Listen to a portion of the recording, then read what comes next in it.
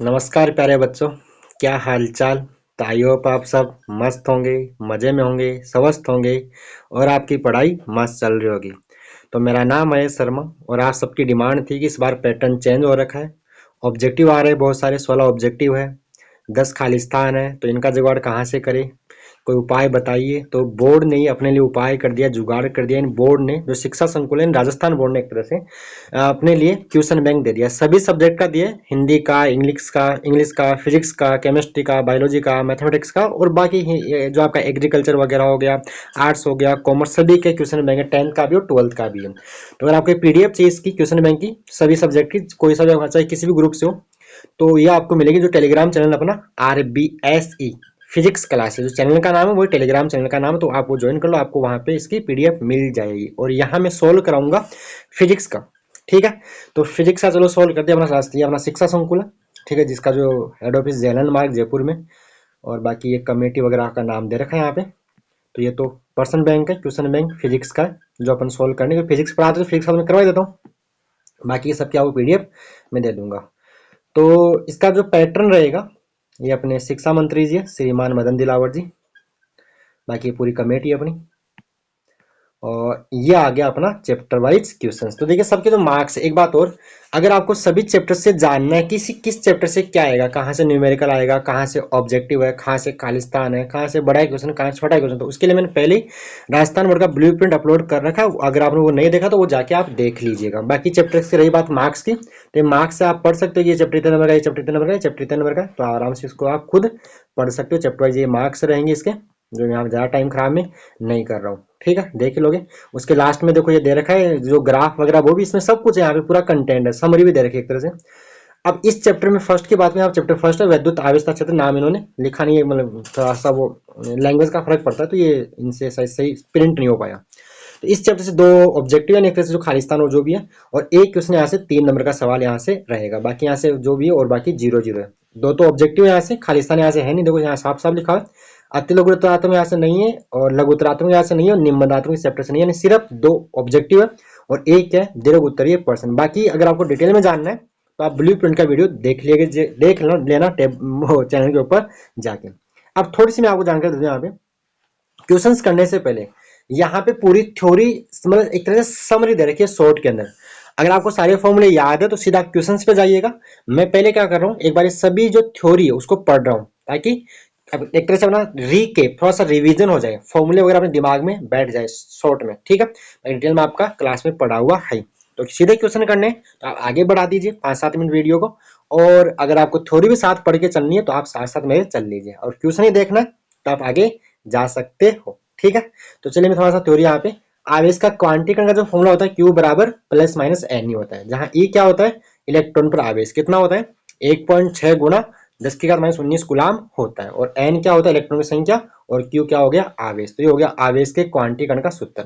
उसके बाद दो बिंदुवत आवेशों के मध्य बल, यानी जो कुलाम नियम है, वो क्या होता है, F बराबर K Q1 Q2 बटे R स्क्वायर होता है, जहाँ K नियतांक है, इसका मान होता है 9 गुणा 10⁻9, 9 10 9, 9 गुणा 10⁻9 न्यूटन मीटर स्क्वायर पर कुलाम स्क्वायर होता है। इसका मान भी याद रखे, एग्जाम में पूछ लेता है नियतांक का, कि कुलाम नियम में जो समानुपातिक नियतांक है उसका मान क्या होता है।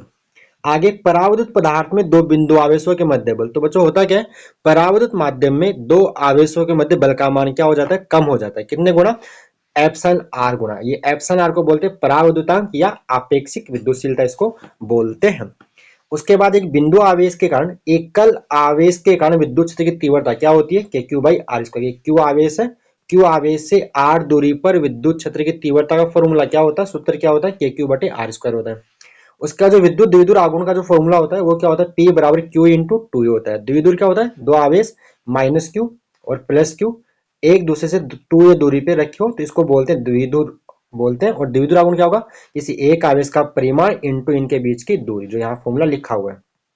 उसके बाद द्विध्रुव की x पर विद्युत क्षेत्र 2 kp बटे r क्यूब होता है, निरक्ष पे क्या होता है, kp बटे r क्यूब होता है। ये माइनस इसलिए लगा रखा है कि जो द्विध्रुव आघूर्ण होता है वो विद्युत द्विध्रुव आघूर्ण के विपरीत होता है, विद्युत क्षेत्र विद्युत द्विध्रुव आघूर्ण के विपरीत होता है, इसलिए यहाँ माइनस लगा दिया। उसके बाद एक समान विद्युत क्षेत्र में विद्युत द्विध्रुव बल, बल तो जीरो होता है, जो लिखा नहीं। और बलागुण होता है वेक्टर में, सदिश में P vector cross E vector, और वैसे पीई साइन थीटा, जहाँ थीटा होता है पी वेक्टर और ई वेक्टर के बीच का कोण होता है। ठीक है, डायग्राम में आप पूरा डिटेल्स नहीं बताऊंगा क्योंकि समरी टाइम में आपको थोड़ा रीकेप आपको फॉर्मूले करवा रहा हूँ यहाँ पे इसके अकॉर्डिंग, जैसा इन्होंने दिया है लिख के अपने को। उसके बाद विद्युत फ्लक्स जो होता है, विद्युत फ्लक्स किसी पृष्ठ के लंबवत गुजरने वाली विद्युत क्षेत्र रेखाओं की संख्या को विद्युत फ्लक्स बोलते हैं। तो इसका जो फॉर्मूला होता है समाकलन में E vector dot D S vector, और यहाँ से डॉट हटाओगे तो क्या आएगा, कोस आ जाएगा, वही अदिश गुणनफल ए वेक्टर डॉट बी वेक्टर क्या होता है, ए बी कोस थीटा। तो इसी प्रकार E vector dot D S vector क्या रहेगा, E D S cos theta आपका रहेगा। उसके बाद जो गाउस नियम है, गाउस नियम अनुसार बंद सतह से पारित विद्युत फ्लक्स क्या होता है, सिग्मा क्यू बटे एप्सिलॉन नॉट होता है। बात क्लियर है, तो फॉर्मूला है। उसके बाद रेखीय आवेश घनत्व, आवेश बटा लंबाई होती है, मात्र कूलाम पर मीटर हो जाएगा। पृष्ठीय आवेश घनत्व, आवेश बटा क्षेत्रफल होता है, मात्र कूलाम पर मीटर स्क्वायर हो जाएगा। और आयतन आवेश जो रो से दिखाते हैं वो आवेश बटा आयतन रहेगा, तो इसका मात्र कूलाम पर मीटर क्यूब हो जाएगा। बात क्लियर। अब आगे बात करते हैं अनंत लंबाई के रेखीय आवेश के कारण विद्युत क्षेत्र की तीव्रता, जो आपका ये पढ़ा ना, ये तार है, इसका रेखीय आवेश घनत्व तो लेमडा मानते हैं। जैसे आर दूरी पर विद्युत क्षेत्र क्या होता है, ये ई बराबर 2 के लेमडा बाई आर, इसी को लिखते हैं अपन ई बराबर लेमडा बटे 2 पाई एप्सिलॉन नॉट इंटू में आर लिख के चलते हैं। बात क्लियर है, ये हो गया। उसके बाद जो आपका एक समान आवेशित अनंत समतल चादर का विद्युत क्षेत्र क्या होता है, ई बराबर सिग्मा बटे 2 एप्सिलॉन नॉट, जहाँ सिग्मा होता है पृष्ठीय आवेश घनत्व। उसका जो नेक्स्ट डेरिवेशन चैप्टर का लास्ट डेरिवेशन फर्स्ट चैप्टर का, एक समान आवेशित पतले चालक खोखले गोले के कारण या गोलीय कोष के कारण विद्युत क्षेत्र की तीव्रता, तो बाहर ये होती है, सतह पे ये होती है और अंदर जीरो होती है। और कैपिटल आर गोले की त्रिज्या होगी और स्मॉल आर दूरी रहेगी बिंदु से। जैसे मान लीजिए आपके पास है ये गोला है, तो ये आपका स्मॉल आर रहेगा और त्रिज्या इसकी कितनी रहेगी, कैपिटल आर रहेगी। ठीक है, क्लियर। उसके बाद कुछ पॉइंट्स यहाँ पे थ्योरेटिकल और लिखे जो आपको पता होना चाहिए, ऑब्जेक्टिव वगैरह खालिस्तान के लिए आपको यहीं से क्वेश्चन कहीं ना कहीं बनने वाला, ध्यान से पढ़ लो इनको। तो विद्युत आवेश कैसी राशि होती है, अदिश राशि, क्योंकि बीज गणितीय इसका जोड़ क्या होता है, बीज गणितीय योग होता है। यानी प्लस माइनस, जैसे प्लस का 5 माइनस 3 तो 2 आ जाएगा, ऐसे माइनस 3 माइनस 2 माइनस का 5 आ जाएगा। ये इसी को बोलते हैं, जिनके साथ जोड़ने को बोलते हैं बीज गणितीय योग बोलते हैं। आवेश कैसी राशि है, संरक्षित राशि है, जितनी विधियों में आवेश संरक्षण के नियम का पालन होता है। बात क्लियर। उसके बाद किसी वस्तु के आवेश के कारण केवल और केवल कौन जिम्मेदार होते हैं, इलेक्ट्रॉन। या तो इलेक्ट्रॉन दे देंगे, इलेक्ट्रॉन निकालेंगे। इलेक्ट्रॉन दे देंगे तो वस्तु ऋणावेशित हो जाएगी, और इलेक्ट्रॉन निकालेंगे तो वस्तु धनावेशित हो जाएगी। और ऋणावेशित वस्तु का द्रव्यमान धनावेशित वस्तु की तुलना में अधिक होता है, ये भी आपको ध्यान होना चाहिए। अब ये लिखा भी देखो, आवेशित होने की स्थिति में वस्तु का द्रव्यमान क्या हो जाता है, परिवर्तित होता है। अब कूलाम नियम दो बिंदु आवेशों के मध्य बल को बताएगा। यानी कूलाम नियम सिर्फ और सिर्फ किस लिए काम करता है, दो स्थिर और बिंदुवत आवेशों के लिए काम करता है। और निर्वात में जो बल है वो सबसे अधिक होता है। दो आवेशों के मध्य बल सबसे ज्यादा काम होता है निर्वात में होता है, वैक्यूम हवा वे एयर में होगा। उसके बाद दो आवेशों के मध्य लगने वाला बल कम हो जाता है यदि उनके मध्य कोई पराविद्युत माध्यम भर दिया जाए, तो बल का मान क्या होगा, कम हो जाता है। यानी माध्यम बल का मान घट जाता है। कितने गुना घटता है, जितना उस माध्यम का पराविद्युतांक होता है उतने गुना बल घट जाता है। ठीक है। उसके बाद दो विद्युत आवेशों के मध्य, ये तो मैंने बता ही दिया, धातुओं का जो पराविद्युतांक या जो आपेक्षिक विद्युतशीलता वो कितनी होती है, अनंत होती है। याद रखिए धातुओं के लिए जो एप्सिलॉन आर होता है या कैसे दिखाते हैं, कितना होता है, अनंत होता है। और इस एक क्वेश्चन आप और कर लीजिए, अगर दो आवेशों के मध्य कोई धातु की प्लेट, जैसे पीतल की प्लेट, चांदी की प्लेट रख दे तो बल का मान 0 हो जाता है, या और कोई पराविद्युत माध्यम रख दे तो बल का मान घट जाता है। ये चीज भी आपको ध्यान होनी चाहिए, यहाँ से क्वेश्चन ऑब्जेक्टिव वगैरह बना सकता है। उसके बाद बात करते हैं प्रति एकांक धन आवेश पर लगने वाले बल को क्या बोलते हैं, इकाई धन आवेश पर लगने वाला बल F बटा क्यू नॉट, इसको हम क्या बोलते हैं, विद्युत क्षेत्र की तीव्रता बोलते हैं। ये तो फॉर्मूला पढ़ रखा है इसका, मात्रक न्यूटन पर कूलाम या वोल्ट पर मीटर हो जाता है। आगे विद्युत क्षेत्र की तीव्रता की दिशा धनावेश पर लगने वाले बल की दिशा में होती है। विद्युत क्षेत्र किधर होता है, एकांक प्रेक्षण धनावेश पर लगने वाले बल की दिशा में होता है। क्लियर। उसके बाद विद्युत द्विध्रुव क्या चीज है, तो विद्युत द्विध्रुव में दो समान परिमाण के आवेश होते हैं जिनकी प्रकृति क्या होती है, विपरीत होती है। मतलब एक होता है धनावेश और एक क्या होता है, आपका ऋणावेश होता है। ठीक है, क्लियर। उसके बाद विद्युत द्विध्रुव का कुल आवेश कितना होता है, 0 होता है, शून्य। माइनस क्यू प्लस क्यू तो नेट कितना हो जाएगा आपका, 0 हो जाएगा। क्या बात क्लियर। ठीक है, पढ़ना है बस थ्योरी, आपका रीकैप शॉर्ट में रिवाइज आपको करवा देते हैं। डेरिवेशन तो आपको नोट से करना ही पड़ेगा। विद्युत द्विध्रुव आघूर्ण किसी एक आवेश के परिमाण एवं दोनों के मध्य की दूरी के गुणनफल के तुल्य होता है। ये आपने पढ़ लिया कि P क्या होता है, Q इंटू 2A, जहां 2A क्या होती है, दोनों के आवेशों के बीच की दूरी होती है। क्लियर। उसके बाद विद्युत द्विध्रुव जो होता है, ये तो हो गया। ये हो गया ना आपका। विद्युत द्विध्रुव की एक्स पर विद्युत क्षेत्र की तीव्रता विद्युत द्विध्रुव आघूर्ण की दिशा में होता है, यानी विद्युत द्विध्रुव की एक्स पर जो विद्युत क्षेत्र होता है वो विद्युत द्विध्रुव आघूर्ण की दिशा में होता है, ठीक है। और निरक्ष पे क्या होता है, विपरीत होता है। यहाँ लिखा होगा ना, निरक्ष पर ये विद्युत से तीव्रता, ठीक है, विपरीत। अच्छा क्या होता है, हाँ लिख देना निरक्ष पे। निरक्ष यानी विषुवतीय तल पे क्या होता है, विपरीत। सेकंड लाइन मैंने पढ़ी दी है। और नेक्स्ट जो आपका एक्स पे देखो कितना होता है, 2 kp/r³ होता है, और निरक्ष पे क्या होता है, kp/r³ होता है। तो निरक्ष पर एक्स का आधा होता है अगर दूरी उतनी रहे, तो ये बात यहाँ लिखी हुई है। उसके बाद विद्युत द्विध्रुव आघूर्ण की जो दिशा होती है वो कहां से कहां होती है, ऋणावेश से धनावेश की होती है। जो पी वेक्टर किधर होगा, माइनस से प्लस की ओर होता है, ये बात यहाँ पे लिखी हुई है, ठीक है। ऋणावेश से धनावेश की ओर होती है।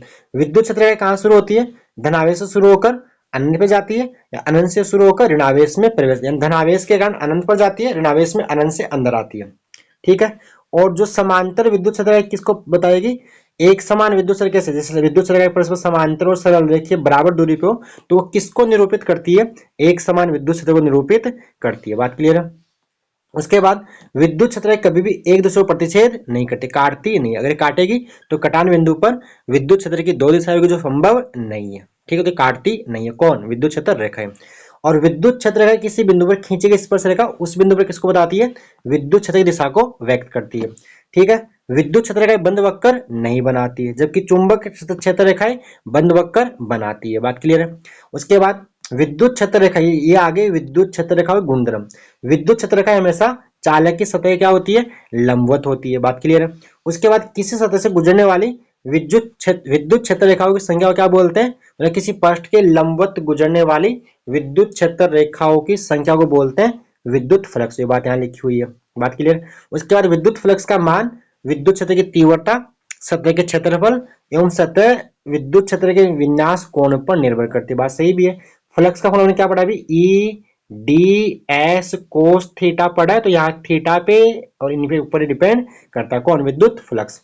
उसके बाद विद्युत फ्लक्स कैसी राशि है, एक अदिश भौतिक राशि है। और विद्युत फ्लक्स का मात्रा क्या होता है, वोल्ट इंटू मीटर, लिखा था वोल्ट इंटू मीटर लिखना चाहिए था, वोल्ट इंटू मीटर या न्यूटन मीटर स्क्वायर पर कुलाम होता है, ठीक है। विद्युत फ्लक्स का ऐसा ही मात्रा क्या होता है, न्यूटन मीटर स्क्वायर पर कुलाम या वोल्ट इंटू मीटर होता है। क्या बात क्लियर है। उसके बाद गाउस नियम के अनुसार किसी बंद सतह से पारित फ्लक्स उस सतह से परिबद्ध आवेश एवं निर्वात की विद्युतशीलता के अनुपात के बराबर होता है। बात समझ में आ गई। गाउस नियम क्या बोलता है, सिग्मा क्यू इन बटे एप्सिलॉन, ये तो गाउस का नियम है, ठीक है। तो ये इन्होंने बात बोल रखी है, बराबर लिखा है यहाँ पे, ठीक है। उसके बाद गाउस नियम केवल और केवल बंद सतह के लिए लागू होता है, जिसे क्या बोलते हैं, गाउसीय सतह बोलते हैं। और बंद सतह से पारित फ्लक्स सतह के आकार और आकृति पर निर्भर नहीं करता। ये अपना शॉर्ट में हो गया, रिकेप हो गया। क्या हो गया, अपने मिली लगी 13 मिनट लगी, 1 मिनट बच्चों, ठीक है यहाँ तक। अब अपन चलो क्वेश्चन शुरू करते हैं अपने, तो आगे आ जाइए, क्वेश्चन शुरू कर लेते हैं। तो क्वेश्चन नंबर फर्स्ट ऑब्जेक्टिव का क्या बोला है, एक कूलाम आवेश में इलेक्ट्रॉनों की संख्या, तो याद होना चाहिए कितनी होती है, 6.25 इंटू 10⁻18 इलेक्ट्रॉन होते हैं, याद होना चाहिए। कैसे निकालोगे इसको, सोल्व ऐसे करोगे आप भाई, एक कूलाम आवेश तो क्यू का मान कितना दिया आपको, एक कूलाम दिया है। ई का मान अपन जानते कितना होता है, 1.6 इंटू 10⁻−19 कूलाम होता है कि नहीं होता। तो यहाँ आप लगा दो Q बराबर एन, ये लगा दो, तो एन बराबर क्या आएगा, Q बटा ई आएगा। Q का मान क्या रखोगे, एक, ई का मान क्या रखोगे, 1.6 इंटू 10⁻−19 रखो। इसको सोल्व करेंगे, ये 10⁻- यहाँ 19 लिखा है, ठीक है। इसको आप सोल्व करो तो कितना आएगा, 6.25 गुणा 10⁻18 आएगा। बात क्लियर है, ठीक है। तो ये आपका ऑप्शन बी इसका सही रहेगा, क्लियर। उसके बाद क्वेश्चन नंबर सेकंड क्या बोला है, तीन समान आवेश प्रत्येक प्लस क्यू एक ए भुजा वाले समबाहु त्रिभुज के शीर्षों पर रखे तो क्या है, रखे हुए तो प्रत्येक आवेश पर कार्यरत बल होगा। तो ये क्या बोलना चाह रहे हैं कि 3 आवेश है, एक समबाहु त्रिभुज, यहाँ पे क्यू रखा हुआ है, यहाँ पे क्यू रखा हुआ है, यहाँ पे क्यू रखा हुआ है, और इसकी भुजा क्या दे रखी है आपको, ए दे रखी है। क्या दे रखी है, ए दे रखी है। तो किसी एक आवेश पर आपको क्या बताना है, प्रत्येक आवेश पर बल बताना है। तो बच्चों देखो मैं एक के बताता हूँ आपको, इस पे निकालो चाहो तो आप, तो देखो इस पर ये बल इधर लगाएगा और इस पर ये बल इधर लगाएगा, तो ये भी F1 लगाएगा और ये भी F लगाएगा, और F का जो मान आएगा वो क्या होगा, F का मान होगा, दोनों बराबर होगा K क्यू स्क्वायर बटे ए स्क्वायर रहेगा।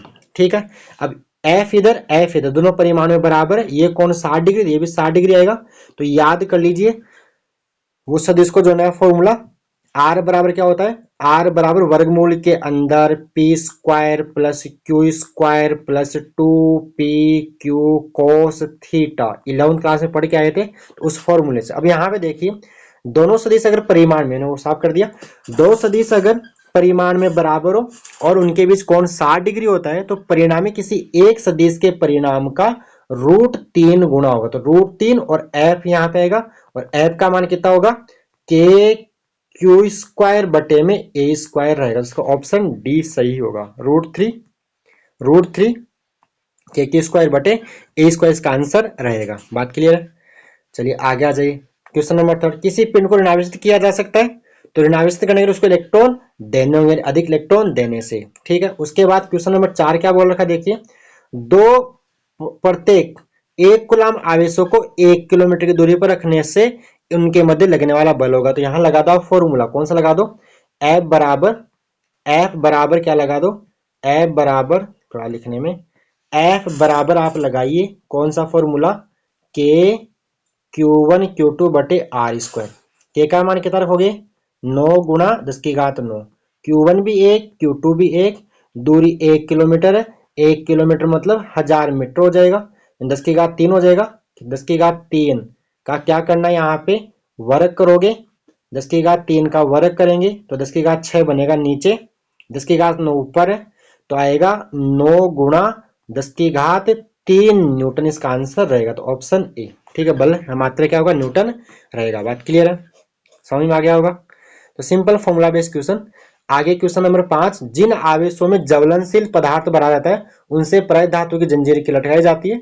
तो जो भी एक्स्ट्रा जो वोल्टेज वगैरह वो मतलब क्या होगा, वाहन की बॉडी को भू संयोजित अर्थिंग करने के लिए, जो भी एक्स्ट्रा चार्ज वगैरह है वो ग्राउंड में चल जाए तो आग वाग लगने के चांसेस नहीं रहेंगे। उसके बाद क्वेश्चन नंबर नेक्स्ट क्या है, निर्वात की विद्युतशीलता का मान। ये लास्ट ईयर 2023 में पूछा भी था सवाल। तो बच्चों ये होता है 8.2, मात्रा का ध्यान रखना, 8.85 गुणा 10⁻12 कूलम स्क्वायर पर न्यूटन मीटर स्क्वायर। दो को यहाँ सेकंड दे दिया तो इसका आंसर सही क्या होगा, ऑप्शन सी इज करेक्ट। इसका सही आंसर क्या रहेगा, सी रहेगा। तो सीधा मान पूछ रहा है आपसे बस। ठीक है, उसके बाद क्या बोला है क्वेश्चन नंबर नेक्स्ट, दो समान गोले, क्वेश्चन नंबर 7वां, दो समान गोले जिन पर प्लस क्यू और माइनस क्यू आवेश है कुछ दूरी पर रखे हैं, उनके बीच एफ बल कार्य करता है। अगर दोनों गोलों के बीचों बीच समान प्लस क्यू आवेश का गोला रखा जाए तो उस पर कार्य करने वाले बल का मान और दिशा होगी। तो देखिए क्या बोल रखा है कि दो आवेश बोल रहा है, यहाँ पे आप प्लस क्यू मान लो, यहाँ पे आप क्या मान लो, माइनस क्यू। दूरी जो भी आप मान लो, इनके मान लो बीच की दूरी, बीच की मान लो दूरी आप आर मान लो, आप तो कितनी मान लीजिए आर। इनके बीचों बीच क्या रख दिया, एक अन्य आवेश रखा है जो भी क्या है, प्लस क्यू है। बीचों बीच रखा है मतलब दूरी क्या हो जाएगी, ये दूरी कितनी हो जाएगी, r/2, ये भी क्या हो जाएगी, r/2 हो जाएगी। अब देखिए प्लस आवेश है तो ये आवेश इसको क्या करेगा, प्रतिकर्षित यानी इधर भगाएगा इसको, और ये आवेश इसको क्या करेगा, आकर्षित। तो दोनों में से बल सेम दिशा में लगेगा। तो जो नेट बल इसके ऊपर आएगा, पहले की वजह से आएगा के Q1 Q2 यानी क्यू स्क्वायर बटे r/2 का वर्ग करोगे क्योंकि दूरी आधी होगी, और दूसरा भी क्या होगा, के क्यू स्क्वायर बटे r/2 का वर्ग करोगे। उसको आप जब सोल्व करोगे तो ये आएगा r²/4, r²/4। तो ये आएगा एक तरह से 8k क्यू स्क्वायर बटे आर स्क्वायर सोल्व करने पे। और के क्यू स्क्वायर बटे आर स्क्वायर क्या होगा, इन दोनों के मध्य बल होगा, किसके बीच, प्लस क्यू और माइनस क्यू के मध्य, जिसको आप एफ मान लो। तो नया बल क्या हो जाएगा, 8f, और दिशा किधर आएगी, माइनस क्यू की ओर आएगी। ठीक है, इसका आंसर क्या रहेगा, 8 एफ माइनस क्यू आवेश की तरफ। ऑप्शन सी करेक्ट, इसका ऑप्शन सी इसका सही रहेगा। क्लियर है, ठीक है, आसान क्वेश्चन। अगला क्वेश्चन नंबर 8 क्या बोला, यदि दो आवेशों के मध्य वायु के स्थान पर के परावर्तांक वाला माध्यम बढ़ दिया जाए तो उनके मध्य लगने वाला अधिकतम आकर्षण बल होगा। तो माध्यम बढ़ दिया तो बल क्या होगा, घट जाएगा, कितने गुना कम हो जाएगा, तो के गुना कम हो जाएगा।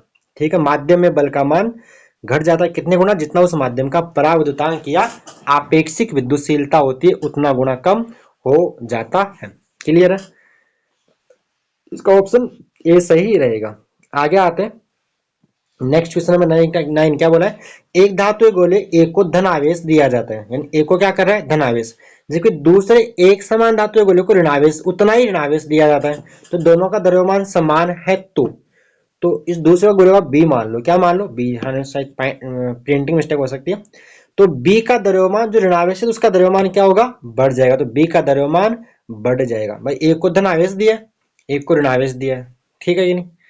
तो यहाँ पे धनावेशित, अच्छा धातु की, एक मिनट रुको ना, धातु के गोले ए को तो धनावेश दे रहा है और बी को क्या कर रहा है, ऋणावेश दे रहा है, और दोनों के द्रव्यमान उतना ही ऋणावेश दिया जाता है, दोनों के द्रव्यमान समान है तो दोनों के द्रव्यमान समान है, मतलब आवेश बाहर से दे रहा है तो दोनों का द्रव्यमान क्या रहेगा, एक मिनट, एक को धन आवेश, तो धन आवेश यानी प्रोटॉन जा रहा है, तो एक का द्रव्यमान बढ़ जाएगा, क्या होगा, एक का द्रव्यमान बढ़ जाएगा। क्लियर, इसका ऑप्शन बी सही रहेगा। क्लियर है, आगे चलिए। नेक्स्ट क्वेश्चन नंबर क्या है, क्वेश्चन नंबर 10, दो इलेक्ट्रॉन एक दूसरे से एक एंगस्ट्रॉम की दूरी पर है, इनके बीच कूलाम बल होगा। तो दो इलेक्ट्रॉन यहाँ पे ई, यहाँ पे ई, और दूरी कितनी है, एक एंगस्ट्रॉम की है। तो बल का मान क्या होगा, दोनों आवेश है, तो के, मैं लिख दूं सीधा के क्यू वन क्यू टू बटे आर स्क्वायर से करेंगे, इसको किससे करेंगे, के क्यू वन क्यू टू बटे आर स्क्वायर से करेंगे। तो के का मान कितना, 9 गुणा 10 की घात 9, क्यू वन पहला भी इलेक्ट्रॉन तो 1.6 गुणा 10 की घात -19 होगा, और दूसरा भी क्या होगा 1.6, यानी इसका अपन क्या कर देते हैं, इस पूरे का वर्ग कर देते हैं, मैं दोनों इलेक्ट्रॉन तो है ना, और इस दूरी कितनी आएगी, एंगस्ट्रॉम, एक एंगस्ट्रॉम 10 की घात माइनस का 10 मीटर होगा, तो यहाँ क्या करेंगे 10 की घात -10 का वर्ग कर लेंगे। अब इसको सोल्व करने में जो भी आंसर आएगा, तो 1.6 का वर्ग 256 इन 2.56, 2.56 इंटू क्या करना पड़ेगा अपने को 2.56, मैं थोड़ा सा सोल्व करता हूँ कैलकुलेटर से। तो देखो सोल्व करोगे, देखो नीचे 10 का माइनस का 20 बन रहा है, ऊपर यहाँ से माइनस का 38 बन रहा है, तो -38 और नीचे -20, तो ऊपर बचेगा माइनस का 18, -18 और 9, यानी माइनस का 9, और तो आंसर आएगा 9 इंटू 2.56, तो 23.04 इंटू 10 की घात माइनस का 9, तो इसको 2.3 इंटू 10 की घात, ऑप्शन ए इसका सही रहेगा। कैलकुलेशन आप देख लेना, देख लो, 9 गुणा 10 की घात 9, 1.6 इंटू 10 का -19 इंटू 1.6 इंटू 10 का -19, उसको मैंने वर्ग कर दिया, और नीचे एंगस्ट्रॉम 10 का -10 का वर्ग करोगे, इसको सोल्व करने में जो आंसर आ रहा है वो आ रहा है 2.3 इंटू 10 का -8 न्यूटन, इसका आंसर रहेगा। बोलो क्लियर है, आगे आ जाओ। क्वेश्चन नंबर 11 क्या बोल रखा है, जब किसी उदासीन धातु प्लेट से 10 की घात 9 इलेक्ट्रॉन निकाले जाए तो इस पर विद्युत आवेश होगा। तो धनावेश होगा, ऋणावेश तो नहीं सकता भाई, इलेक्ट्रॉन निकाल रहे, बस तो त्याग, इलेक्ट्रॉन त्याग रहे, धनावेश तो ऑप्शन या तो बी सी डी हो सकता है। तो विद्युत आवेश निकालना, कैसे निकालोगे, क्यू बराबर एन ई लगा दो, क्यू बराबर एन ई लगा दो, तो क्यू बराबर कितने इलेक्ट्रॉन निकाल लिया, 10 की घात 19 निकाल लिया, तो एन 10 की घात 19 और ई कितना होता है, ई 1.6 गुणा 10 की घात माइनस का 19 होगा, तो -19, ये तो जीरो हो गया, मतलब 10 की घात जीरो हो गया, तो एक हो गया, तो आंसर आएगा 1.6 गुलाम इसका आवेश रहेगा, तो 1.6 गुलाम बी इसका आंसर रहेगा। बोलो क्लियर है। अगला क्वेश्चन क्या बोल रखा है, वायु में रखे दो आवेश एक दूसरे को 10 की घात -4 न्यूटन से प्रतिकर्षित कर रहे हैं, यानी वायु में बल का मान कितना दिया आपको, 10 की घात -4 न्यूटन दिया है। फिर क्या बोल रखा है, दोनों आवेशों में तेल भर दिया जाए तो बल ये हो जाता है, तो तेल का परावर्तांक होगा। तो बच्चों क्या होता है, परावर्तांक की जो परिभाषा क्या होती है, वायु में निर्वात में बल बटे माध्यम में बल होता है, ये इसकी परिभाषा होती है, एम लिखा है माध्यम में बल। तो वायु में कितना दिया था, 10 की घात -4, नीचे क्या कर लो, एक मिनट, नीचे क्या करेंगे 2.5 गुणा 10 की घात -5 करेंगे, तो -4, तो नीचे -1 बचेगा, 10 की घात -1, तो ऊपर जाके 10 बटा 2.5 होगा, पॉइंट हटाओगे तो ऊपर लग जाएगा 100 बटा 25 हो जाएगा, तो आंसर कितना हो जाएगा 4, तो परावर्तांक का मान कितना आ जाएगा 4, ऑप्शन डी सही रहेगा। क्या रहेगा, ऑप्शन डी, आपको देखा पीछे बैक करके वापस पॉज कर आप देख सकते हो, तो ऑप्शन इसका डी सही रहेगा। बोलो क्लियर है। अगला क्वेश्चन क्या बोल रखा है, जब कांच की छड़ को सिलक से रगड़ा जाता है तो क्या होगा, तो कांच की छड़ होगी धन आवेशित और सिल्क होगा ऋण आवेशित, मतलब कांच की छड़ इलेक्ट्रॉन त्यागेगी और सिल्क इलेक्ट्रॉन ग्रहण करेगी, तो सिल्क से इलेक्ट्रॉन प्राप्त करेगी ना, सिल्क को इलेक्ट्रॉन देगी बी, ठीक है, सिल्क को इलेक्ट्रॉन, प्रोटॉन ही इलेक्ट्रॉन देगी, बात क्लियर है? तो यहाँ पे इसका ऑप्शन बी सही रहेगा। उसके बाद नेक्स्ट क्वेश्चन नंबर 14 अच्छा क्वेश्चन है। समान त्रिज्या के दो गोलाकार चालकों बी एवं सी पर आवेश की मात्रा समान है, ऐसा बोल रखा है। दो गोलाकार चालक उन पर आवेश की मात्रा समान तथा उन्हें एक दूसरे कुछ दूरी पर रखने पर उनके बीच लगने वाला प्रतिकर्षण बल F है। उतनी त्रिज्या वाले एक अन्य अनावेशित चालक का संपर्क पहले बी से कराते हैं और फिर सी से कराकर उसे हटा दिया जाए तो बी तथा सी के बीच लगने वाला अब बल कितना होगा? तो इसका आंसर डी आएगा 3F/8। अब बोलो कैसे ऐसे बता दिया? तो मेरे को तो याद है, बस तरीका बताता हूँ आपको। इन्होंने क्या बोला है, एक बी है और एक सी है। एक क्या है यहाँ पे बी और एक क्या है सी। इस पे आवेश क्यू, इस पे आवेश क्यू, दूरी मान लो कुछ आर पे रखा है। तो इस टाइम बल कितना होगा इनके बीच में, बी और सी के बीच? तो इस टाइम जो बल होगा बच्चों ये रहेगा के क्यू स्क्वायर बटे आर स्क्वायर रहेगा। देखते रहना आप 1/1। फिर क्या करें, तीसरा गोल है उसको पहले बी से टच करवाएगा। जैसे बी से टच करवा के अलग करेंगे ना तो वो अनावेशित है, तो इनका आवेश क्या होगा बी का। और मान लीजिए तीसरा गोला ए है ना, यहाँ बोला ही नहीं उतनी त्रिज्या वाले एक अन्य, तो ए मान लो इसको, ठीक है ए मान लीजिए। तो दोनों का आवेश क्या होगा, बराबर हो जाए, क्यू/2 होगा। ठीक है, अलग करने के बाद क्योंकि इसका पहले जीरो था तो नेट क्या होगा दोनों पे q+0/2 होगा। अब क्या कर रहा है, इसको बी से हटा के क्या कर रहा है, पहले बी से टच करवा दिया, बी से हटाए किसके साथ टच करवा रहा है, सी के साथ टच करवाएगा, सी के साथ टच करवाएगा। तो अब ये मान लीजिए आपका ए था, सी से टच करवाएंगे तो सी का आवेश क्यू था, इसका आवेश q/2 था। तो अब इनका आवेश क्या हो जाएगा, q+q/2/2 रहेगा। थोड़ा समझ में कम आ रहा हो सकता है, लघुत्तम लॉग 2q+q यानी आंसर आएगा इसका 3q/4। यानी अब सी का आवेश कितना हो गया 3q/4 और बी का आवेश क्या हो गया q/2। अब क्या करा इनको इतनी दूर पर रख दिया वापस, तो q/2। अब नया बल एफ डैश, तो के तो आएगा साथ में q/2 इंटू 3q/4 बटे में आएगा आर स्क्वायर। तो आंसर आएगा 3/8 के क्यू स्क्वायर बटे आर स्क्वायर, जो पहले एफ था तो 3F/8 इसका आंसर रहेगा। मैंने समझाने की कोशिश की, थोड़ा स्क्रीन की वजह से दिक्कत आपको हो सकती है लेकिन तरीका इसका ये रहता है। तो इसका आंसर तो क्या रहेगा 3F/8 रहेगा। अगला क्वेश्चन क्या है, क्वेश्चन नंबर 15। जब किसी वस्तु को पृथ्वी से जोड़ा जाए तो पृथ्वी से वस्तु की ओर इलेक्ट्रॉन का प्रवाह होता है। तो पृथ्वी से वस्तु के इलेक्ट्रॉन आ रहे तो वस्तु इलेक्ट्रॉन ग्रहण करे तो क्या हो जाएगी, ऋणावेशित हो जाएगी। ठीक है, क्वेश्चन नंबर 16 क्या बोला है, धातुओं का परावर्तांक। तो धातुओं का परावर्तांक बच्चों होता है अनंत होता है। कितना होता है, अनंत। अभी ऊपर भी ये बात हुई थी। ठीक है, अगला क्वेश्चन नंबर नेक्स्ट 17 क्या बोल रखा है, निम्न में से गलत कथन चुने। गलत बताना हो, गलत कथन चुनना है। कूलाम का नियम उस विद्युत बल को सही परिभाषित करता है जो, तो परमाणु इलेक्ट्रॉन और नाभिक इलेक्ट्रॉन को इसके नाभिक से बांधता है, बिल्कुल सही बात है, तो सही है। परमाणु में नाभिक प्रोटॉनों और न्यूट्रॉनों को बांधता है, नो। प्रोटॉन न्यूट्रॉन के बीच यानी जो कूलाम बल है वो आवेशित कणों के बीच लगता है और न्यूट्रॉन क्या होता है अनावेशित। तो इसका ऑप्शन बी सही हो गया, मतलब गलत कथन है। तो आंसर क्या होगा इसका, गलत कथन चुनना, मतलब ऑप्शन बी ही सही है। बाकी ये भी सही है और ये भी सही रहेगा। ठीक है, नेक्स्ट क्वेश्चन क्या बोला है, एक विद्युत आवेश एक समान गति से उत्पन्न होता है। तो एक समान, अगर जब आवेश गति करता है एक समान वेग से तो ये विद्युत एवं चुंबक के क्षेत्र दोनों उत्पन्न करता है। उसके बाद विद्युत क्षेत्र तीव्रता का मात्रक बताओ। तो ये होता है बच्चों न्यूटन पर कूलाम, एक तो ये होता है। दूसरा मात्रक वोल्ट पर मीटर होता है जो यहाँ पे दिया हुआ नहीं है, तो न्यूटन पर कूलाम पढ़ा ना मैंने ऊपर ने, ई ऊपर ई बराबर F/Q होता है। तो F बल Q आवेश, या यहाँ से अपन F बराबर Q भी बोलते हैं बाद न्यूमेरिकल्स के लिए। तो ये हो गया इसका आंसर, ऑप्शन ए सही रहेगा, इसका सी था। तो 19 क्वेश्चन हो गया आपके।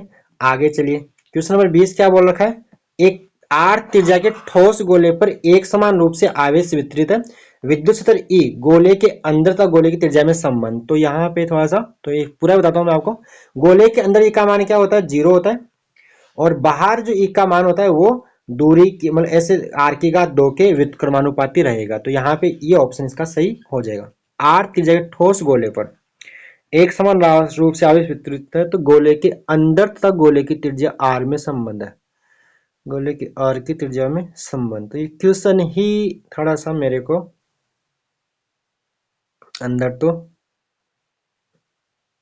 ठीक है, ये क्वेश्चन ही थोड़ा सा मिस प्रिंटिंग लग रहा है, इसको आप देखना एक बार क्लियर है। तो ये क्या बोलना चाहिए मेरे साथ, इसका आंसर वैसे ए सही होना चाहिए। चलो छोड़िए इसको। अगला क्वेश्चन यहाँ पे क्या बोल रखा है, क्वेश्चन नंबर 21 क्या बोल रखा है, एक आवेशित खोखला गोला विद्युत क्षेत्र उत्पन्न नहीं करता है। तो आंतरिक बिंदुओं पर एक आवेशित मतलब खोखले गोले के अंदर विद्युत क्षेत्र का मान कितना होता है, 0। तो इसका आंसर सी रहेगा। उसके बाद क्वेश्चन नंबर 22 क्या बोल रखा है, विद्युत बल रेखाओं के बारे में असत्य कथन है। क्या बताना है, तो असत्य कथन क्या है, ये धन आवेश से प्रारंभ होकर ऋण आवेश पे समाप्त होती है, बिल्कुल सही बात है। ये दूसरे नहीं काटती, बिल्कुल सही बात है, नहीं काटती है। बिंदु आवेश एवं गोले के लिए इनकी आकृति समान होती है, ये भी सही बात है। इनका भौतिक अस्तित्व नहीं, अस्तित्व होता है ना, ये काल्पनिक रेखाएं होती है। क्या होती है, काल्पनिक, इनका कोई इनका भौतिक अस्तित्व नहीं होता है। ठीक है, तो इसका ऑप्शन डी सही रहेगा। आगे आते हैं खालिस्तान के ऊपर। क्या बोल रखा है देखिए, क्वेश्चन नंबर 23, द्विध्रुव की एक्सीय और निरक्षीय स्थितियों पर विद्युत क्षेत्रों का अनुपात। तो बच्चों ये होता है 2:1। कितना होगा, 2:1, 2:1 रहेगा। ठीक है, अगला क्वेश्चन, फ्रैंकलिन अर्थात स्थिर विद्युत मात्रक आवेश की सबसे छोटी इकाई, सही बात है। जबकि फेराडे, फेराडे सबसे बड़ी इकाई होती है। फेराडे क्या होगी, फेराडे सबसे बड़ी इकाई होती है। एक फेराडे में होते हैं लगभग 96,500 कुलाम होते हैं। तो फेराडे आवेश का सबसे बड़ा मात्रक होता है। उसके बाद क्वेश्चन नंबर 25 क्या बोल रखा है, कुलाम नियम 10⁻15 मीटर से कम, 10⁻15 मीटर से अधिक दूरियों के लिए, अधिक दूरियों के लिए ही सत्य। 10⁻15 मीटर से कम दूरियों पे नाभिकीय बल आ जाता है। क्या आ जाता है, नाभिक का क्या, नाभिक का साइज क्या होता है, नाभिक का आकार क्या है, 10⁻15 मीटर। तो 10⁻15 मीटर से कम दूरियों पर काम करता है नाभिकीय बल। तो ये 10⁻15 मीटर से अधिक दूरियों के लिए सत्य होता है। क्लियर है। अगला क्वेश्चन, विद्युत फ्लक्स का ऐसा ही मात्रक, तो बच्चों भी बताया था आपको, न्यूटन मीटर स्क्वायर पर कुलाम बोल दो, चाहो तो वोल्ट इंटू मीटर बोल दो, तो इसका दोनों ही सही है। ठीक है। उसके बाद क्वेश्चन नंबर 27, समान प्रकृति के आवेश एक दूसरे को क्या करते हैं, प्रतिकर्षित करते हैं, और असमान प्रकृति के आवेश एक दूसरे को क्या करते हैं, आकर्षित। तो यहाँ होगा आकर्षित और ऊपर क्या रहेगा, प्रतिकर्षित रहेगा। बात क्लियर, ये प्रतिकर्षित और ये आकर्षित। अगला क्वेश्चन है, एक सरल डैश डैश एक सरल उपकरण है जिसकी सहायता से किसी वस्तु पर आवेश की उपस्थिति का को ज्ञात किया जाता है। तो इसका आंसर रहेगा विद्युत दर्शी। क्या बोलते हैं इसको, इलेक्ट्रोस्कोप विद्युत दर्शी होता है। विद्युत दर्शी से अपन क्या करते हैं, आवेश का मान ज्ञात करते हैं, विद्युत दर्शी। क्लियर है। अगला क्वेश्चन क्या बोल रखा है, क्वेश्चन नंबर 30, किसी आवेश पर कई आवेशों के कारण, किसी आवेश पर कई आवेशों के कारण लगाए गए बलों का परिणामी इन बलों के सदिश योग क्या होगा, सदिश योग के तुल्य होता है, बराबर होता है। अगला क्वेश्चन नंबर 31 क्या बोल रखा है, विद्युत क्षेत्र में किसी बिंदु पर स्थित एकांक धन आवेश जितने बल का अनुभव करता है उसे उस बिंदु पर विद्युत क्षेत्र की तीव्रता, ये तो हो गया ना, E बराबर इकाई प्रेक्षण धन आवेश पर लगने वाले बल को क्या बोलते हैं, विद्युत क्षेत्र की तीव्रता। तो इसका आंसर क्या रहेगा, यहाँ पे आप लिखोगे विद्युत क्षेत्र की तीव्रता। आगे लिखा है तो विद्युत क्षेत्र बनना है यहाँ पे। उसके बाद क्या है, किसी आवेश के चारों ओर का वह क्षेत्र जिसमें अन्य आवेशित कण एक बल का अनुभव करे डैश डैश, तो ये कहलाता है विद्युत क्षेत्र। क्या कहलाएगा, इलेक्ट्रिक फील्ड विद्युत क्षेत्र कहलाता है। उसके बाद जब एक पराविद्युत को किसी विद्युत क्षेत्र में रखते हैं तो इसके परमाणु अणु क्या हो जाते हैं, ध्रुवित हो जाते हैं। क्या हो जाते हैं, ध्रुवित, यानी प्लस माइनस बन जाता है, ध्रुवित हो जाते हैं। मतलब क्या, हाँ, तो ध्रुवित मतलब विद्युत द्विध्रुव की तरह व्यवहार करते हैं। क्या बोलोगे, इसका आंसर लिखोगे आप विद्युत द्विध्रुव, यहाँ लिखना है विद्युत द्विध्रुव की तरह व्यवहार करते हैं। बोलो क्लियर। ये हो गया आपके खालिस्तान। अब आते हैं छोटे क्वेश्चन, वन लाइन क्वेश्चन यहाँ पे जो दिए हुए उनको भी चलो कर लेते हैं। क्या बोला है, जब किसी द्विध्रुव को किसी एक समान विद्युत क्षेत्र में रखा जाए तो द्विध्रुव पर कार्य कुल बल कितना होगा, तो एक समान विद्युत क्षेत्र में विद्युत द्विध्रुव पर नेट बल होता है 0, शून्य। क्लियर।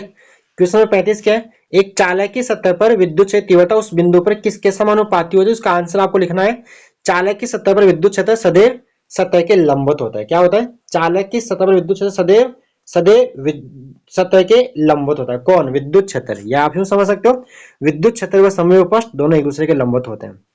अगला क्वेश्चन नंबर 36, विद्युत क्षेत्र दिशा, विद्युत क्षेत्र की दिशा सदैव किसकी ओर होती है, तो ये होती है इकाई प्रेक्षण धनावेश पर लगने वाले बल की दिशा में। किधर होगी, एकांक प्रेक्षण बोल दो या इकाई प्रेक्षण धनावेश पर लगने वाले विद्युत बल की दिशा में होती है। क्लियर, इसका आंसर हो गया। क्वेश्चन नंबर 37 क्या बोल रखा है, एक छोटे द्विध्रुव के लिए एक्सीय स्थिति में विद्युत क्षेत्र तीव्रता निरक्षीय स्थिति में विद्युत क्षेत्र तीव्रता की कितने गुना होती है, तो 2 गुना होती है। एक्स पे निरक्ष का 2 गुना होता है। भाई एक्स विद्युत द्विध्रुव की एक्स पर विद्युत क्षेत्र क्या होता है, 2 kp/r³ होता है, पढ़ा है थ्योरी के अंदर। और निरक्ष पे क्या होता है, kp/r³ होता है, kp/r³, जहाँ p होता है विद्युत द्विध्रुव आघूर्ण, तो क्या होती है x पर निरक्ष की दुगुनी होती है उसी दूरी के लिए। उसके बाद एक इलेक्ट्रॉन द्रव्यमान बताओ, तो 9.1 गुणा 10⁻31 किलोग्राम होती है। उसके बाद आगे क्वेश्चन चलो कर लेते हैं। क्वेश्चन 39 क्या बोला है, विद्युत द्विध्रुव के कारण इसके x पर स्थित बिंदु पर विद्युत क्षेत्र का मान बताओ। तो अभी बताया था 2 kp/r³, बताया अभी 2 kp/r³। निर्वात की विद्युत का मात्रक बताओ, तो क्या होता है कूलाम स्क्वायर पर न्यूटन मीटर स्क्वायर होता है। बोलो क्लियर। चलो आगे 41 पर जाओ। 41 क्या बोल रखा है, एक इलेक्ट्रॉन तथा एक प्रोटॉन समरूप विद्युत क्षेत्र में उपस्थित है, तो इनसे उत्पन्न त्वरण का अनुपात बताओ। तो यहाँ पे आपको मैं फॉर्मूला बताता हूँ। F बराबर क्या होता है, Q इंटू ई होता है कि नहीं होता, ये Q लिखा हुआ है। अब F का आप ma लिख दो, ma बराबर QE रहेगा, तो ये A त्वरण हो गया और m द्रव्यमान, तो यहाँ से A क्या आता है QE/m, ये आ गया त्वरण का फॉर्मूला। अब इलेक्ट्रॉन है और प्रोटॉन, दोनों का आवेश क्या होता है, समान होता है। प्रोटॉन का होता है धनावेशित, इलेक्ट्रॉन होता है ऋणावेश, मान तो बराबर होता है। और विद्युत क्षेत्र क्या बोल दिया, समरूप बोल रखा है, तो ई सेम, तो ई क्या होगा, ए जो है द्रव्यमान के व्युत्क्रमानुपाती रहेगा। तो ये क्या बोल रखा है, पहले इलेक्ट्रॉन, तो ए इलेक्ट्रॉन बटा ए प्रोटॉन, द्रव्यमान के व्युत्क्रमानुपाती, तो ऊपर आएगा प्रोटॉन का द्रव्यमान बट mp/me, मतलब इनके ऊपर mp, mass of proton upon mass of electron, proton का द्रव्यमान बटा इलेक्ट्रॉन का द्रव्यमान, तो A/AP बराबर mp/m, द्रव्यमान के व्युत्क्रमानुपाती। भाई क्यू तो क्यू तो सेम हो गया ना, ठीक है, तो इसका आंसर हो गया क्लियर। अगला क्वेश्चन क्या बोल रखा है, जब जब एक प्रेक्षण आवेश को अनंत से किसी विद्युत द्विध्रुव के लंब अर्धक के अनुदिश लाया जाता है, तो किया गया कार्य कैसा होगा। विद्युत द्विध्रुव के लंब अर्धक के अनुदिश लाया जाता है, तो किया गया कार्य कैसा होगा। तो किया लंब अर्धक पर विभव 0 हो जाएगा, तो कार्य कैसा होगा, कार्य किया गया कार्य कैसा होगा, तो धनात्मक। चलो देख लेना। नेक्स्ट है कूलाम का नियम लिखिए। आदर्श विद्युत द्विध्रुव किसे कहते हैं, तो आदर्श विद्युत द्विध्रुव होता है आवेश का मान बहुत ज्यादा हो और दूरी उनके बीच की बहुत कम हो।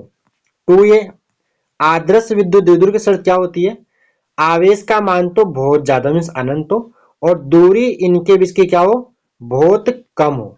2a → 0, ये होती है आदर्श विद्युत द्विध्रुव की शर्त। क्या होती है, आवेश का मान अधिक हो व इनके बीच की दूरी बहुत कम हो।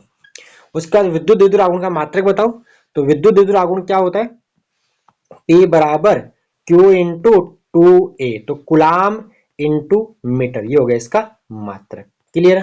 तो ये थे आपके क्वेश्चन। आगे आते थे बड़े क्वेश्चंस, तो ये आपके डेरिवेशन है और यहाँ से 3 बार डेरिवेशन इस चैप्टर से आएगा। तो छोटे क्वेश्चन खालिस्तान ऑब्जेक्टिव अपन ने कर लिए हैं इस चैप्टर के। कल अपन करेंगे चैप्टर नंबर सेकंड के प्रीवियस, जो प्रीवियस तो करवा दी मैंने, हाँ पीवाईक्यूज मैंने पहले करवा रखे, चैप्टर सभी चैप्टर्स के मैंने करवा रखे हैं पिछले 11 साल के, 2013 से 2023 तक करवा रखे हैं। कल अपन करेंगे चैप्टर सेकंड की थ्योरी पढ़ेंगे ये वाली शॉर्ट में, उसके बाद इसके जो खालिस्तान और जो ऑब्जेक्टिव क्वेश्चन वो अपन छोटे क्वेश्चन के कल करेंगे। तो आज के लिए इतना ही। तो ये आपका जो क्वेश्चन बैंक है इसका मैं सॉल्यूशन आपको दे दूंगा सारा। तो अच्छा काम हो गया अपने लिए, बोर्ड ने अच्छा काम कर दिया, सॉल्यूशन मैं करवा ही दूंगा अब इसका। ठीक है, तो ओके प्यारे बच्चों, धन्यवाद।